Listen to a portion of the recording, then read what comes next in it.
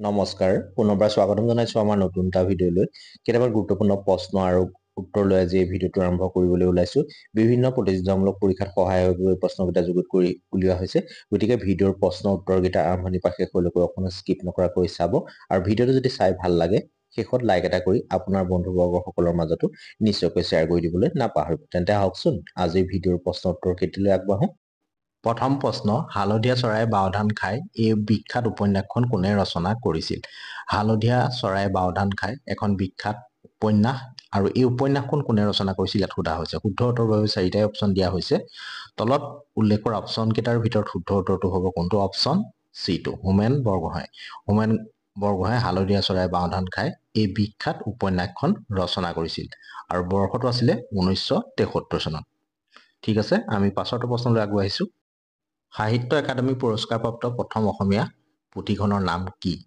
সাহিত্য একাডেমী পুৰস্কাৰপ্ৰাপ্ত প্ৰথমখন অসমীয়া পুথিৰ নাম কি ইয়াত সোধা হৈছে এটা খুবেই গুৰুত্বপূৰ্ণ প্ৰশ্ন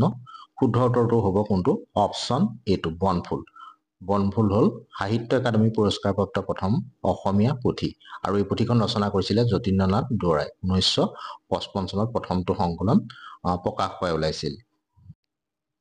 পৰৱৰ্তী প্ৰশ্ন বনফুলৰ কবি বুলি কাক কোৱা হয় বনফুলৰ কবি শুদ্ধ উত্তৰৰ বাবে চাৰিটা অপচন দিয়া আছে ক্ৰমে যতীন্দ্ৰনাথ দুৱৰা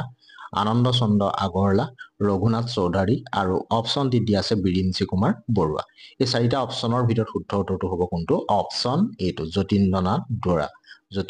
দুৱৰাক বনফুলৰ কবি বুলি কোৱা হয়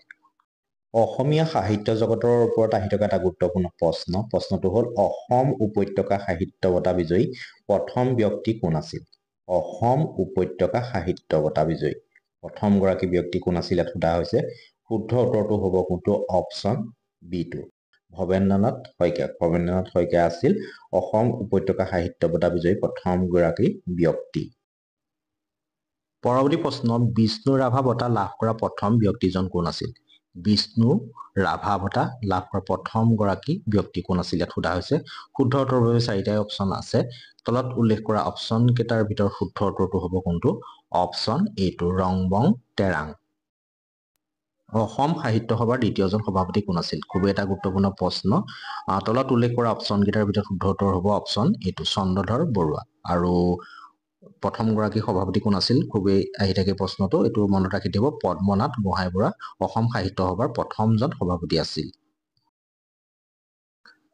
দ্য গাইড নামৰ কিতাপখনৰ লেখক কোন দ্য গাইড এই কিতাপখন কোনে ৰচনা কৰিছিল ইয়াত সোধা হৈছে শুদ্ধ উত্তৰটো হ'ব কোনটো অপচন বি2 আৰ কে নাৰায়ণে দ্য গাইড নামৰ কিতাপখন ৰচনা কৰিছিল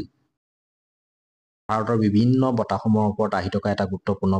প্ৰশ্নটো হ'ল ভাৰত ৰত্ন বঁটা লাভ কৰা প্ৰথম মহিলা কোন আছিল ভাৰত ৰত্ন বঁটা লাভ কৰা প্ৰথমগৰাকী মহিলা কোন আছিল ইয়াত সোধা হৈছে শুদ্ধ উত্তৰটো হ'ব কোনটো অপচন বি2 ইন্দিৰা গান্ধী আছিল ভাৰত ৰত্ন বঁটা লাভ কৰা প্ৰথমগৰাকী মহিলা 1956 চনত কি ভিত্তিত নতুন ৰাজ্য গঠন কৰা হৈছিল 1956 চনত কিহৰ ভিত্তিত নতুন ৰাজ্য গঠন কৰা হৈছিল ইয়াত সোধা হৈছে শুদ্ধ উত্তৰৰ বাবে চাৰিটা অপচন আছে এই চাৰিটা অপচনৰ ভিতৰত শুদ্ধ উত্তৰটো হ'ব কোনটো অপচন ডি2 ভাষাৰ ওপৰত ভিত্তি কৰি 1956 চনত নতুন ৰাজ্য গঠন কৰা হৈছিল পৰৱৰ্তী এটা গুৰুত্বপূৰ্ণ প্ৰশ্ন বদন চন্দ্ৰ বৰফুকনক কোনে হত্যা কৰিছিল ইয়াত সোধা হৈছে শুদ্ধ উত্তৰৰ বাবে চাৰিটাই অপচন আছে তলত উল্লেখ কৰা অপচন কেইটাৰ ভিতৰত শুদ্ধ উত্তৰটো হ'ব কোনটো অপচন সি2 অৰ্থাৎ গটো হ'ব শুদ্ধ উত্তৰ ৰূপ সিং সুবেদাৰ বদন চন্দ্ৰ বৰফুকনক ৰূপ সিং সুবেদাৰে হত্যা কৰিছিল পৰৱৰ্তী প্ৰশ্ন হয়গ্ৰীৱ মাধৱ মন্দিৰ কোনে পুনৰ নিৰ্মাণ কৰিছিল এটা important question who rebuild the Hayagriva Madhav temple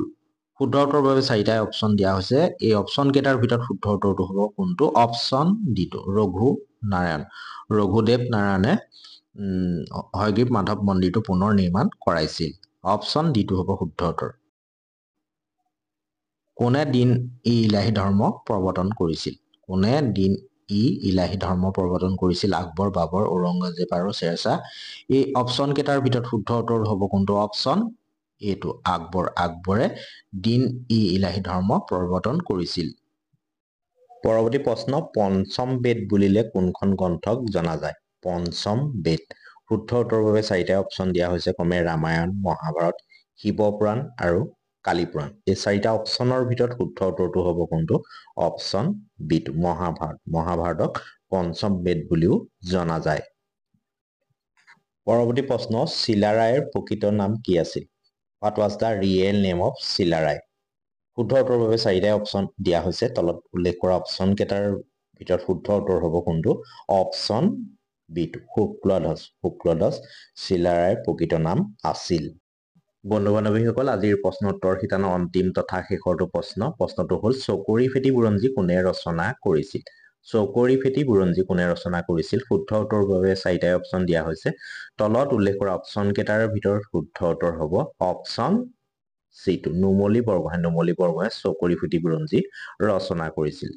প্ৰশ্ন উত্তৰকেইটা আজি ইমানেই আছিলে। ভিডিঅ'টো যদি আপোনালোকে চাই ভাল পালে নিশ্চয়কৈ এটা লাইক কৰি আপোনাৰ বন্ধু বৰ্গসকলৰ মাজতো নিশ্চয়কৈ শ্বেয়াৰ কৰি দিবলৈ নাপাহৰিব। ধন্যবাদ।